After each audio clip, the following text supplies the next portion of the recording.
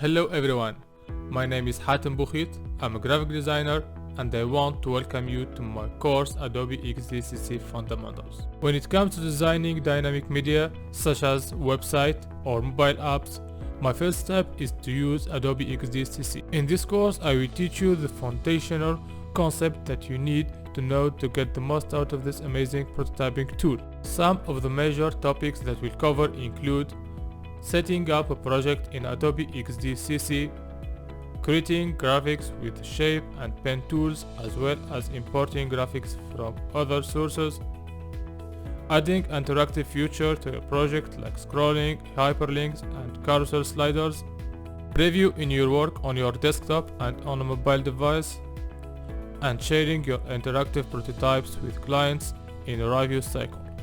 By the end of this course, you will have created a working prototype of a mobile app and have the knowledge to create your own interactive prototypes.